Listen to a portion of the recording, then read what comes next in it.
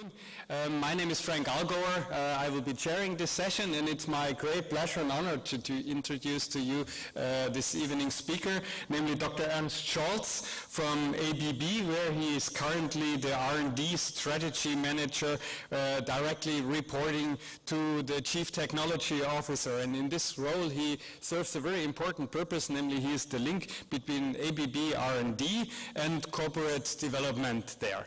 Ernst has been born in South Africa, so for him was coming here, coming home. He got his bachelor's and master's degree from the University of Pretoria, and in fact he did his master's thesis with our Ifac president Ian Craig, and obviously he did that in a very good way because he received the award for the best student in engineering and the natural sciences for the whole of South Africa at that time for his performance as a student. Then he decided to leave South Africa, going to the US, getting his PhD at MIT, also in electrical engineering, doing his thesis with George Verghese on observers and controllers for power systems, which set also already the direction of his future involvement in research and work.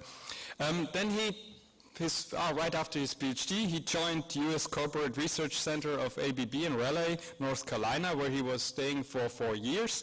Then he was for a short half year outside of ABB working for Epic, Merchant Energy LP on energy trading in Texas. And then since 2009, he was the global program manager for grid automation within the ABB corporate research, also based in Houston. And for that, he managed $14 million that he could distribute to other research centers throughout the ABB empire. For us academics, that's quite a number, I would say. Since only 1 month, he's in his current position, now back in Switzerland, in Zurich, Switzerland, at the current position. But Ernst has also always remained close contact to the academic community, so he has over 20 papers published in the area of power systems, smart grids, and this is an area that attracts a lot of attention at the moment. Ernst has received many awards for different things. I managed the award as being the best student overall in South Africa and the natural sciences. But altogether it was alone for his student time 5 awards that he received. And I also want to mention one more set of awards. I don't know how many. I think from his CV it looked more like 20 or 30 is that he received for cycling. So he's a very sportive young man who has definitely no trouble coming up to the floor now and talking to us about the very interesting area of smart grids. Please, Ernst.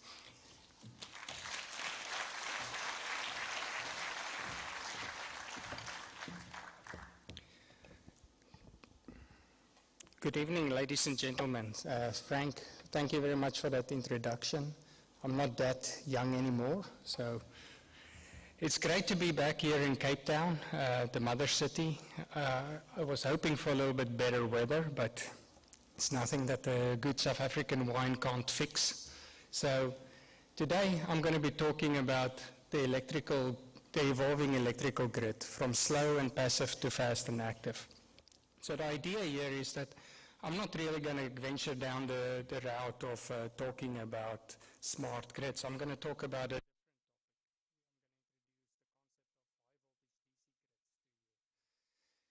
This is a very interesting topic, especially for power system engineers, but there's also a lot of opportunity for control engineers. And I hope I can keep you engaged. And lastly, before I move on, I just wanted to say thank you very much to Ian Craig for this invitation, because I think there is definitely more opportunity to introduce some power topics to the control community and vice versa. So with that being said, in order to help you optimize your capacity for concentration, so late during the day I give you this outline. So what I'm going to do is I'm first going to give you an introduction on ABB. Then I'll move on and talk a little bit about the electrical energy supply chain. Then I'll highlight some of the drivers for grid evolution. then also some of the challenges we are facing. Then I'll move on to one specific topic that's quite interesting. It's on the integration of large-scale renewables using high-voltage direct current technology. Then I'll move on to the topic of high-voltage DC grids, highlight some of the challenges, and then move on to management and control of it. And lastly, I'll conclude with some takeaway points. So if we look at ABB, we're a global leader in power and automation technologies. At the end of last year, we stood at around 42 billion in revenues. We're about 145,000 people all around the world in about 100 countries. The numbers of employees have swelled a little bit over the past few years because of acquisitions, mainly in North America. For instance, we bought a software company dealing with utility space, and then also a software company providing solutions to mining industry. So if we look at ABB and its history, it was formed in 1988 through the merger of the Swiss Brown Bavarian Key and then the Swedish ASEA company. So I know there's a lot of Swedish control people in this crowd. One of my colleagues, Alf Isaksson, also from ABB R&D, is here. So if we look at these two companies, BBC and ASEA, they have a long history, both of them starting roughly in the late 1800s. So if we look at what we do, as one of the world's leading engineering companies, we help our customers to use electrical power efficiently, to increase industrial productivity, and to lower environmental impact in a sustainable way. How are we organized? We have 5 global divisions. So on the left, we start with our power products. So this is where we manufacture things like power transformers, circuit breakers, switch gears, and then we move on to power systems. And this is where we actually put all of these products together into a system and then also create the software that actually controls this big machine. So discrete automation and motion, this is the division where our robotics business is in, and I know a lot of you in the control community crowd is familiar with our robots. The other division we have is low voltage products, and this is where we create circuit breakers that would go in your house, for instance.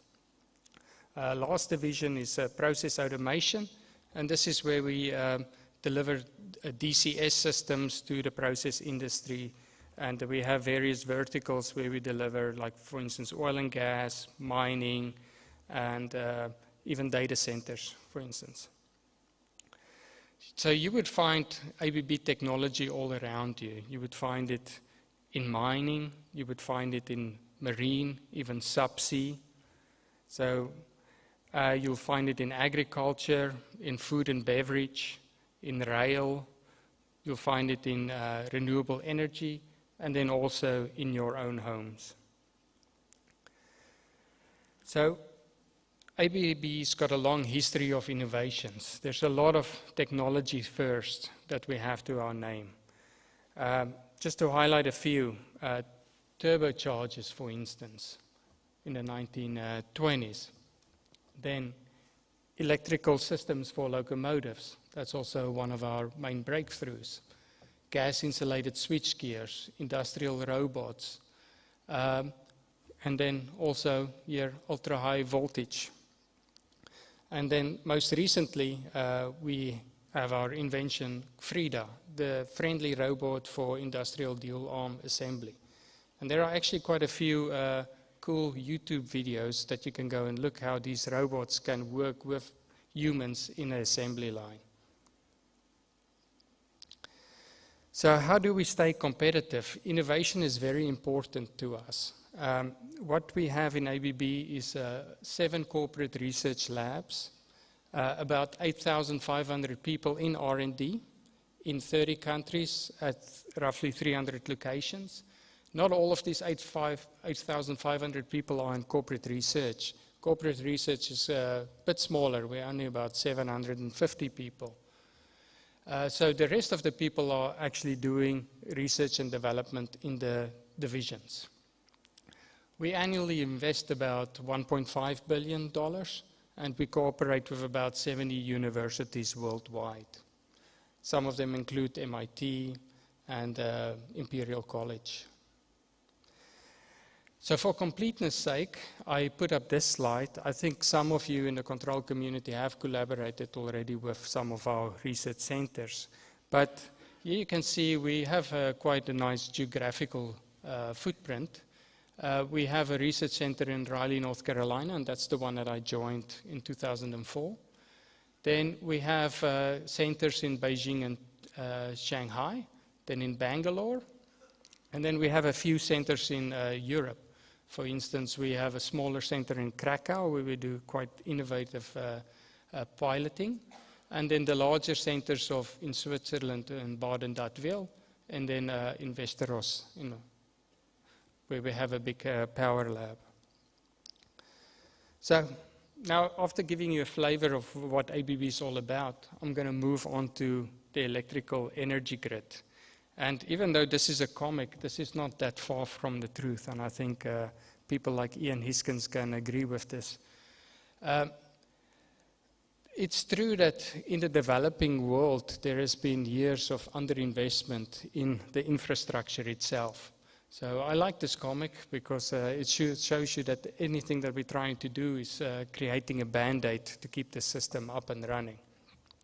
But with the emergence or the social consciousness around smart grids, there's a lot more focus and attention on the electrical infrastructure, and that's been quite amazing to be in this field at this point. So what I'll start off with is introduce you the electrical energy supply chain. So we start off with having our generation, then we have our transmission systems, moving on to distribution systems, and then eventually delivering the electrical energy to the loads. So there's a lot of pieces of equipment in here, and to make it all work, we need different layers, and you can already see where this is going.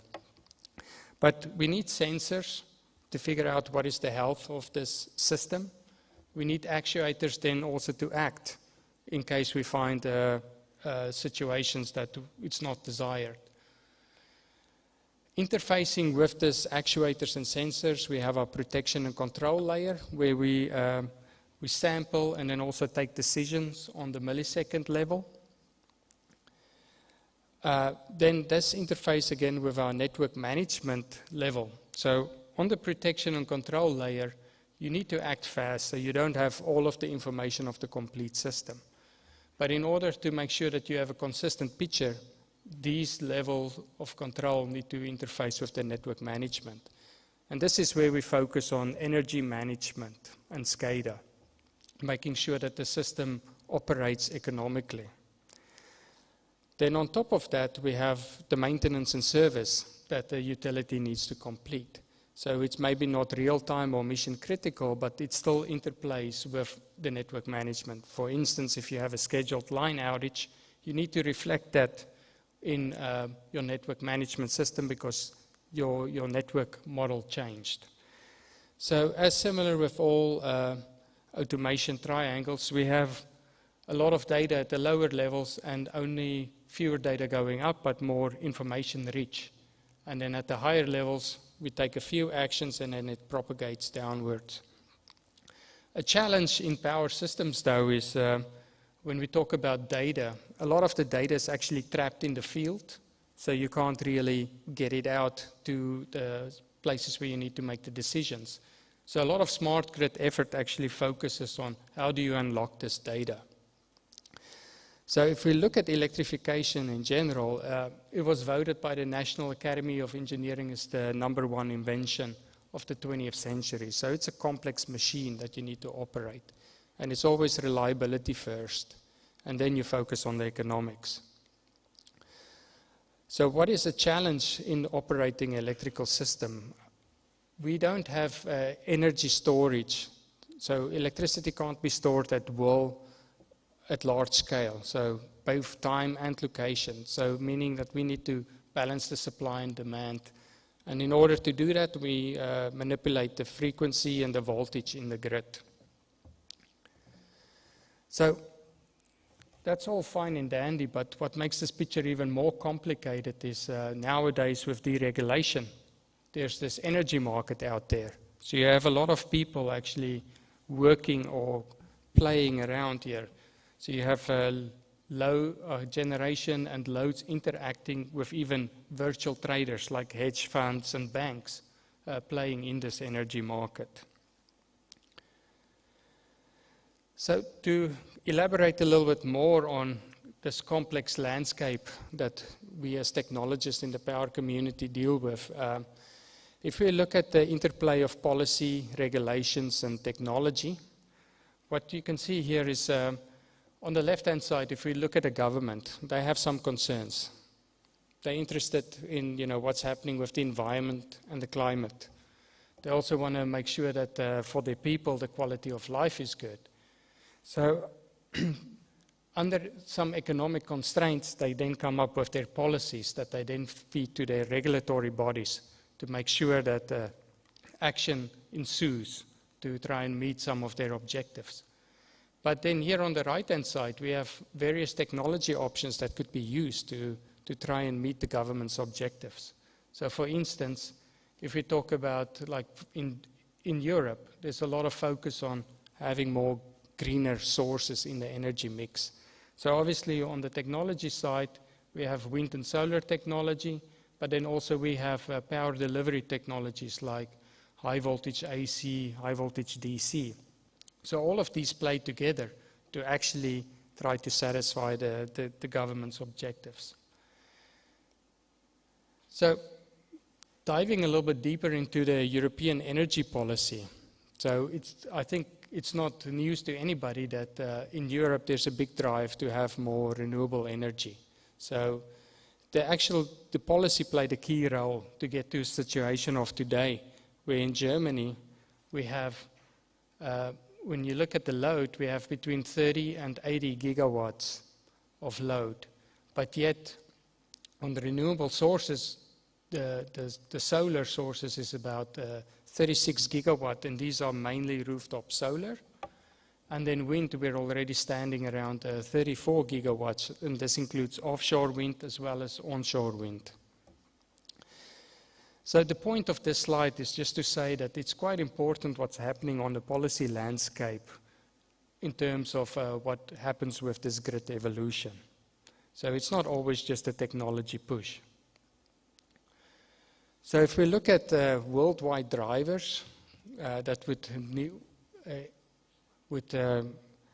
dictate that we need a new electricity supply, we see growth is one of the big ones, where it's population growth and economical growth, especially in the emerging countries, like for instance in Africa. There's a huge need for electrification. Urbanization, less people want to live in the villages, they want to go live in the cities. And then one of the challenges we face is acceptance. Like, it's very difficult to build new infrastructure, especially in the developed world. Like building a new AC line probably takes years if it ever gets built. But yet it's quite well recognized that the importance of electricity is still growing by the International Energy Agency. So it's clear that we need to do better in terms of the supply and then also the actual applications of electrical energy. So a snapshot on what's happening across the world. So in North America, we have a power system that's it's a huge one, rapidly aging and more insufficient. The big smart grid focus in North America over the past few years has been distribution automation, so making that system more intelligent, and then also focusing on asset management. In Europe, there's a strong push for renewables, and same thing in Asia, also strong push for renewables. I can spend probably another 44 minutes just talking on smart grids, but I'll try to kind of end it here. So this is a really old slide from ABB, circa 2009, trying to explain to the community how we see this transition from traditional grids to smart grids. It's clear that the existing power system today still has predominantly centralized power generation, one-directional power flows going from generation source down to the load. Essentially, you operate it so that the generation follows the load, and your operation is actually based on historical experience for the most part. And then as you move to, say, smart grids, what people kept on touting is that we'll move to centralized and distributed power generation, and it's clear that this is already happening. For instance, 36 gigawatt of distributed solar in Germany. It's clear that renewable power is here to stay.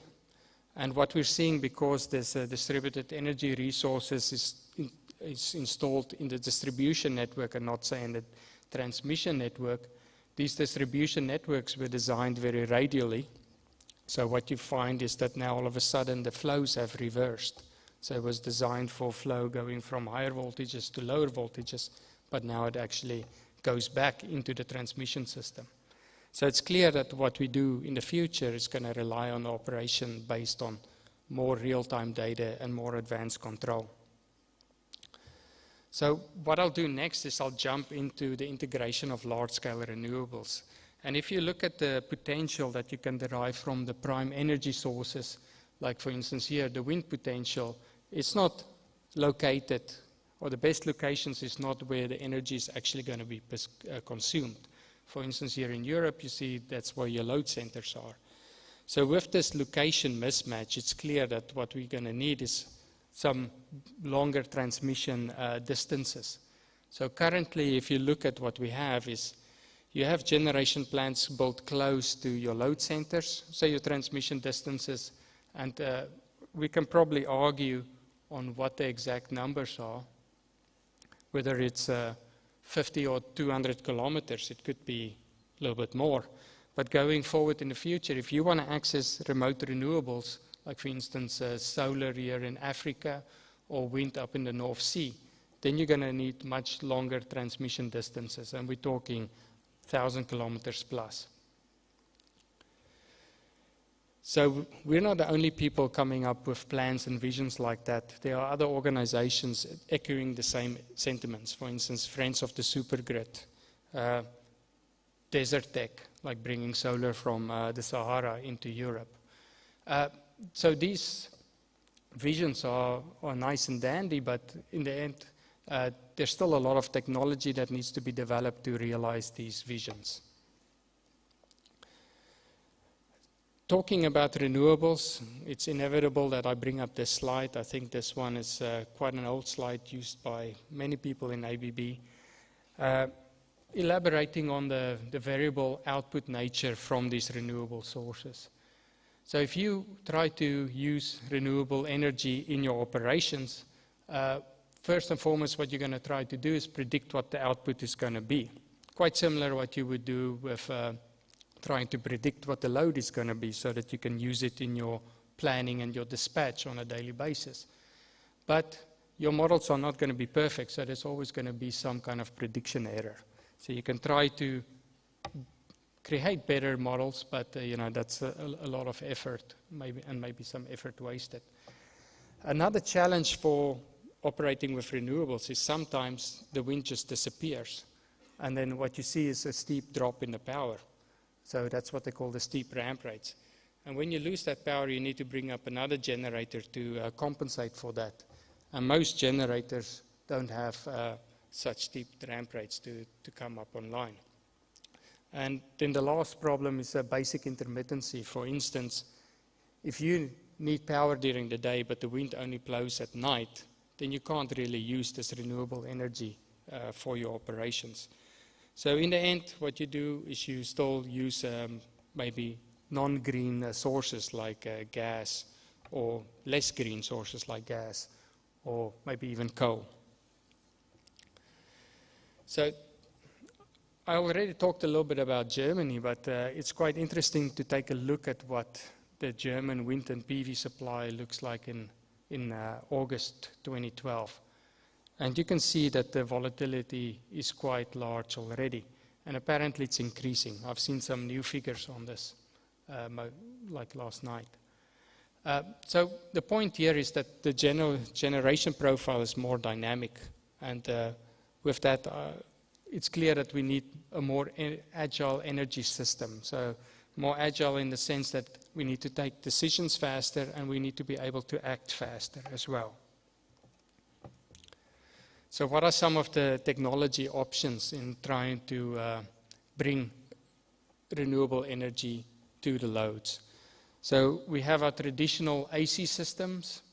So you have your AC line going from point 1 to point 2. And then you can also have technologies like high voltage DC. And there's two types. We have high voltage DC classic and high voltage DC light. So this, at least I was able to get one or two equations into this presentation. So this is number one. So this describes the power law, or the power transfer law, going over this transmission corridor. So I'm going to next talk about high voltage DC. And this is a very exciting technology area, one that I've experienced a lot of breakthroughs over the past few decades. The most recent one is the announcement of a cable system that's been proven by ABB, which is at plus minus 525 kilovolts. And with that, you can transfer like 2.6 gigawatts just on a pair of cables. So we are introducing this technology at Seagray in Paris this week. So it's also good to look a little bit at the history. You know, I think a lot of the power engineers have heard of this story, the battle of the currents. So this was in the early days of electrification.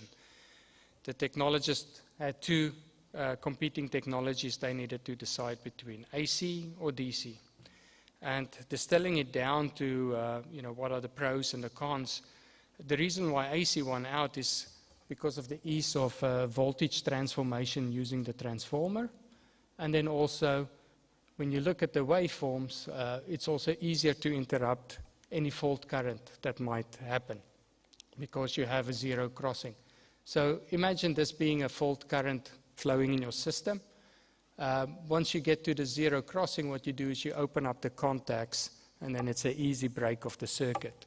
Whereas on DC, obviously you don't have that zero crossing, so it's much more difficult to break any of those fault currents. So at the early days, there were a mix of AC and DC grids operating, but in the end, all of the DC grids were kind of decommissioned. There was some interesting tidbit that in a Con Ed system in New York, they only recently switched off their last DC circuit, maybe a few years ago. But with that as a backdrop, and as we started to interconnect systems that were more distant, and we started to increase the voltage level of the transmission network, it was clear that AC technology had some limitations. So over here we show the 3 zones. But as you can see, as you increase the length of transmission, the actual capacity quite drops down. So you have various things like a thermal limit, you have a voltage stability limit, you have an angle stability limit. But then if you look at HVDC, there you're kind of independent of the transmission distance, making it ideal for long distance transmission.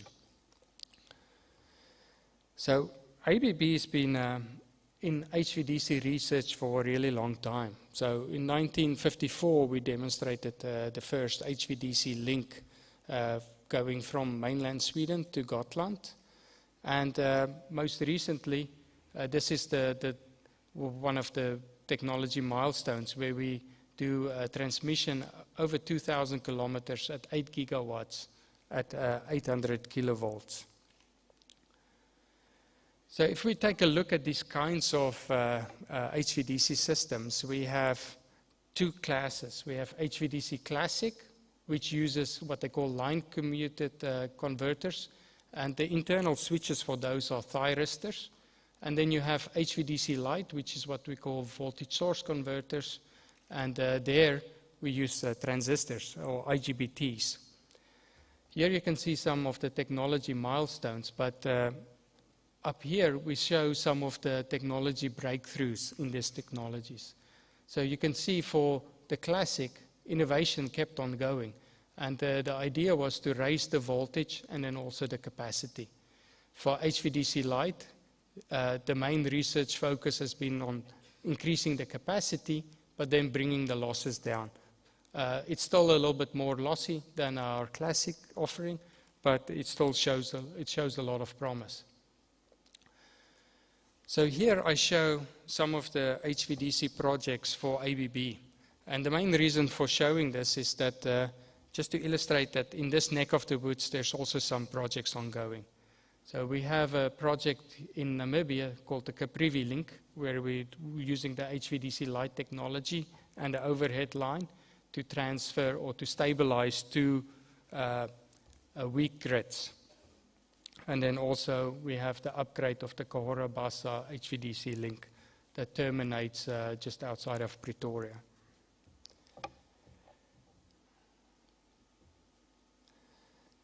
So next I'll talk about HVDC grids. So up to this point, I've mainly elaborated on the point-to-point connections of these HVDC systems. So as a next step, and really to realize things, or these visions like they propose in Desert Tech, a lot of people are proposing to have an overlay DC system that sits on top of the AC system. So what we want for this HVDC grid is to have a system where you can operate independent of several disturbances and also in different operation modes, like connected to the AC system or separated from the AC system. Some of the benefits that are foreseen when you go to this grid structure, then instead of multiple point-to-point links, you'll reduce the losses, and even more so when you compare it to AC systems. Another selling point is that it will have a less visual impact, because normally when you install an AC system or AC line with a certain megawatt rating, then it takes up much more real estate than an HVDC system. And then an interesting thing that's also coming up in Germany is people are talking about repurposing AC transmission lines to become DC transmission lines. So it's nice to talk about DC grids and the vision that we have, but honestly there's a lot of technology challenges there. So for instance, in such a grid, you probably need the DC breaker. Then another question is, how do you control the power flow in this grid? How do you restore it if something happens? And then cables of higher voltages so you can increase the capacity. And then last but not least is, what are the rules and the regulations for this operation? Because what you can see is this is going to span continents. So now elaborating a little bit on why you would need a high voltage DC breaker. If we talk about this voltage source converter technology, when you have a fault in your DC system, this voltage source converter behaves like a diode breach, and this fault current grows uncontrollably. So the only way that you can get rid of it right now in a point-to-point link is, if you don't have DC breakers, is to disconnect this AC breaker and then de-energize the complete system. But now the question is, what if you have multiple links or a grid? Do you want to bring the whole grid down just to clear the fault? And we definitely don't want to do that. What we want to do is isolate faults that occur and then keep the rest of the system up. When we say isolate it, we want to achieve this within like 5 milliseconds, because we're talking about a lot of energy being transported on this infrastructure. Additional benefit, once you isolate these faults and you remove the bad part in this grid, is that the converters that are not delivering or contributing to power transfer, they can still be used to help and control the AC grid. So that's what we call the STATCOM operation.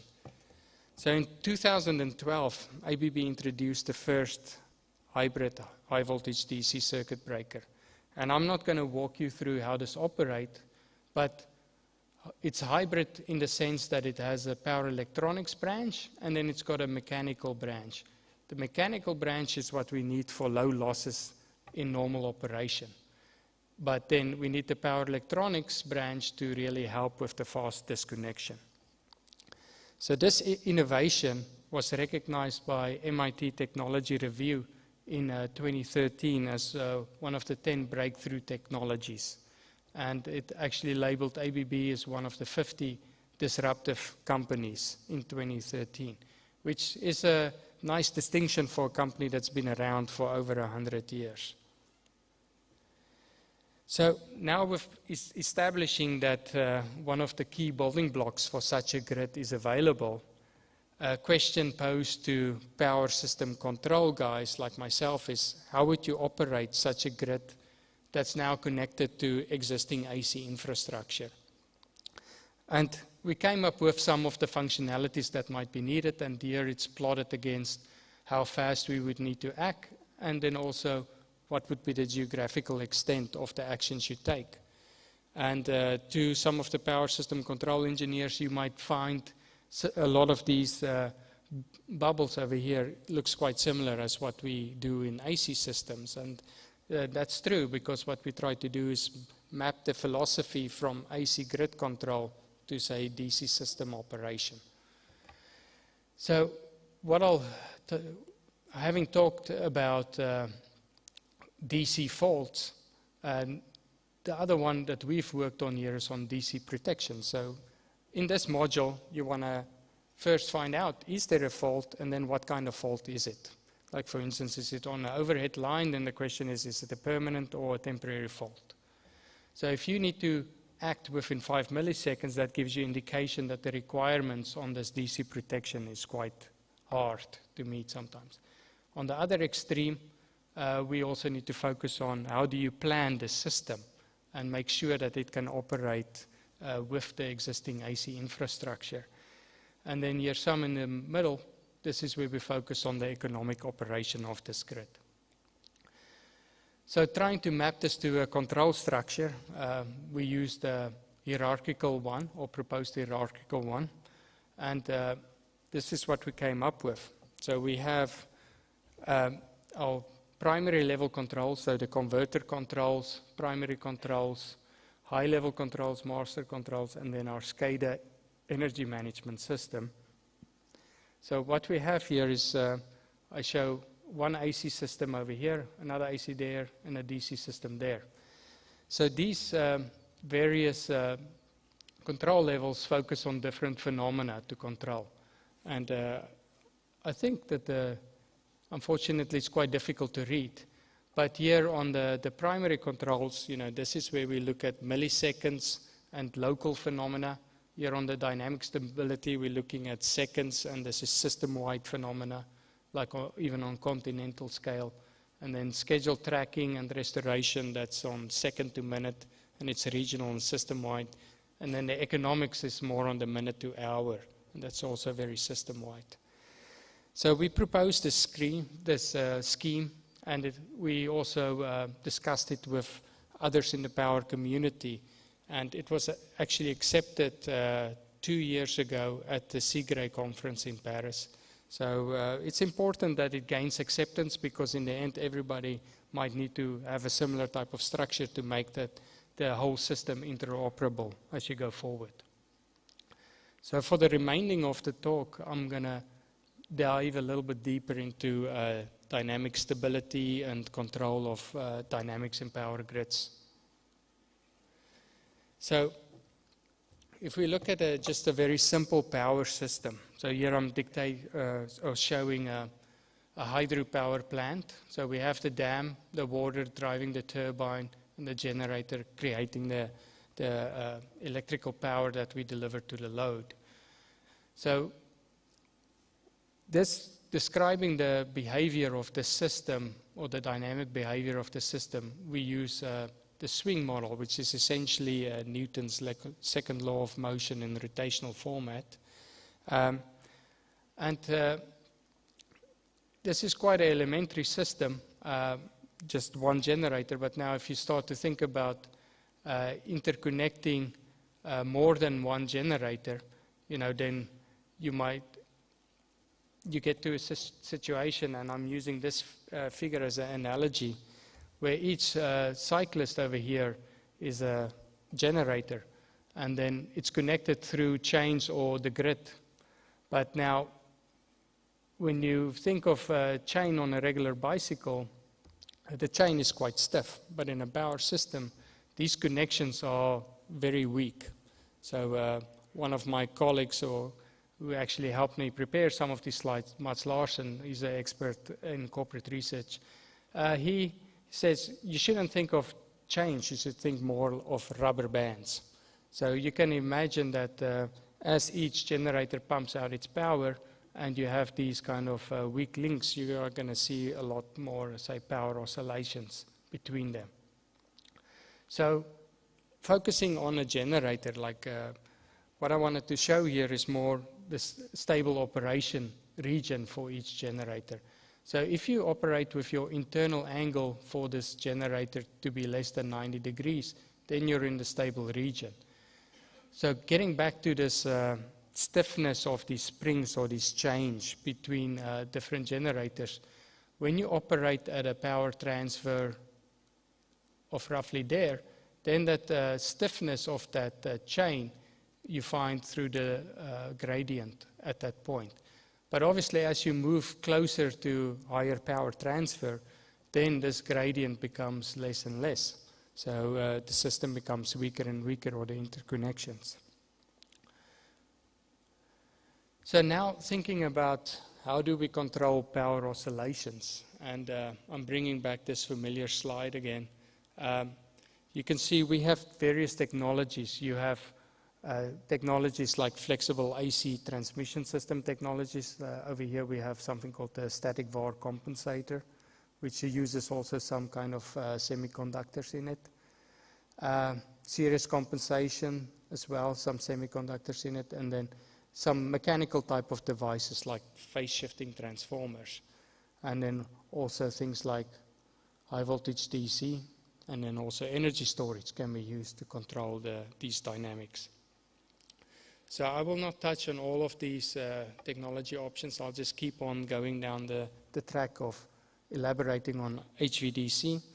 And so now, if we think about how can you use HVDC light to control the dynamics of an elementary power system. So over here, we have just the two generators. It's close to our single machine infinite bus situation.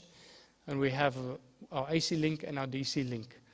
So what we can see for systems like this is that you have a situation where you can have poor or even negative damping of these power oscillations.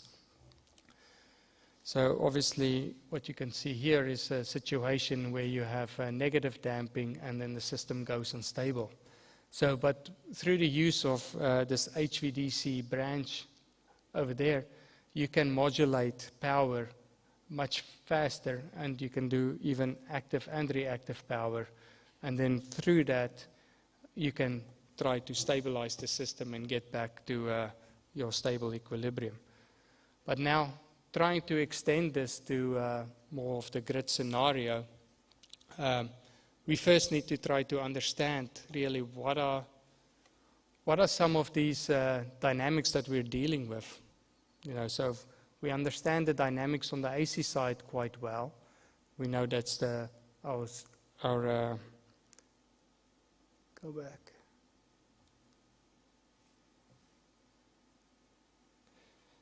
We know it's our swing dynamics that I introduced a little bit earlier, where we have our inertia of the generator, we have our input, the mechanical power coming from the prime mover, and some damping.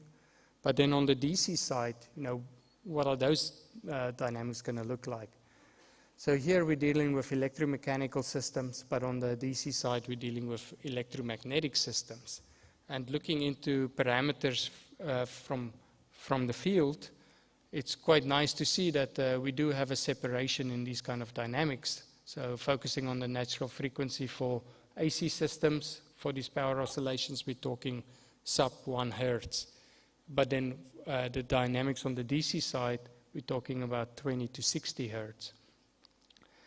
Damping coefficients is also quite different. But this is still a quick back of the envelope type of calculation we did, because in real life we would actually need to model all of the controls, like the primary level controls, etc. So what we did is we moved and studied a little bit more of an illustrative power system. So it's still not very large, but it's enough to demonstrate the point. So over here, what we have is we have AC grid B and AC grid A connected through a DC grid. And just modeling the primary control on the DC converter sides, we were able to see through modal analysis that the dynamics do have a nice separation. But now the question is, that was what was to be expected. So what do we want to really do with this?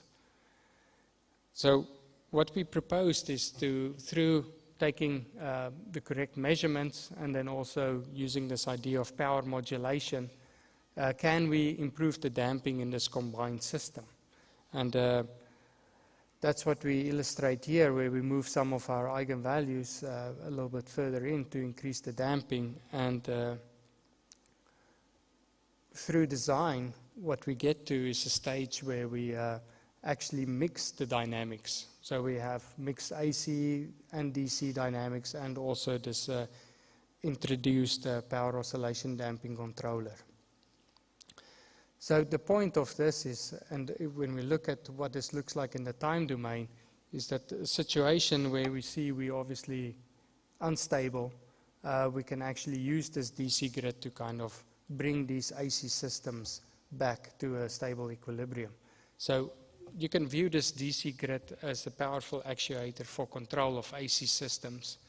So this is on top of all of the other benefits that HVDC grids can bring to the table.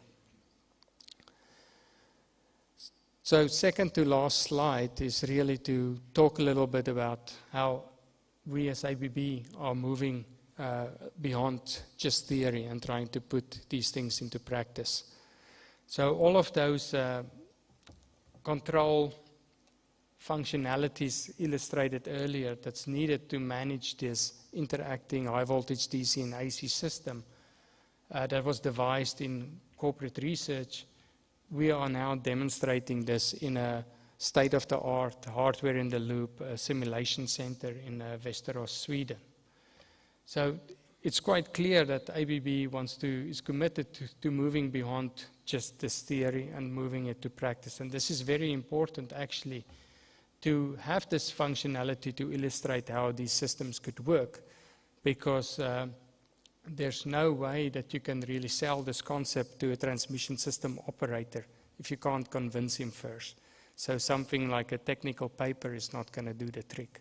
So we have people from ENSO-E and all of the big transmission system operators in Europe actually coming to visit in Västerås, and we walked them through the whole concept. We showed them the DC breaker, etc. But even after doing all of that work, it's still going to take time to bring about such a grid evolution. So I thought I was going to run long, but it seems like I'm going to run short. So I'll give everybody extra time for dinner tonight and maybe extra glass of wine. So I'll conclude here with some takeaway points. It's clear when we look at these electrical power systems or electrical grids that there's a lot of changes in full swing. We see renewable energy in Europe. Renewable energy is also big in the States. We see microgrids also popping up. But then for all of these changes that are occurring in this grid, there are various technology options that could be used. The one that I touched on tonight was high voltage DC, which is a very interesting one for the integration of large-scale renewables. Then moving to an HVDC grid as opposed to just multiple point-to-point links makes sense, or just using AC for that sense. It all makes sense because we'll get increased economics for it, reliability as well, but there are a lot of technology challenges. We have addressed some of them, we've solved some of them, but there are still others that remain. So it's clear that these challenges are not just confined to like the traditional primary equipment that we power engineers deal with, but it also touches on how do you operate such a combined interacting AC and DC grids. So stepping back and thinking just of AC grids as it is today, these are very large-scale nonlinear systems. There are some controls in them, but not that many, and they're also probably quite slow. So these AC grids by themselves are placed under a lot of stress when we bring in all of this renewable energy. So by using more things that have power electronics and semiconductors into them, like a enabled power electronics enabled DC grid, we can act much faster and control the existing AC infrastructure, which is not going to disappear, in a much better way. And then lastly, it's clear that ABB is playing a key role in demonstrating the feasibility of technologies that can bring about grid evolution. So with that, I'll end the presentation, and then if you have any questions in the future, you can seek me out for the next 2 days. So, and thank you for your attention.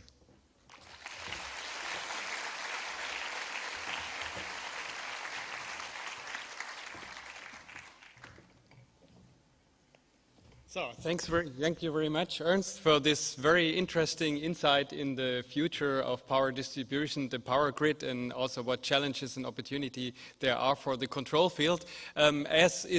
Was decided generally for the World Congress, there will be no opportunity for direct questions and answers from Ernst. But as he said, he's around for another 2 days, and I'm pretty sure he is also willing to answer any questions that you may have right away when you just come down and ask them to him. So let me end this session by thanking Ernst again for this highly interesting presentation. Thanks very much, and I wish you all a good evening. Goodbye.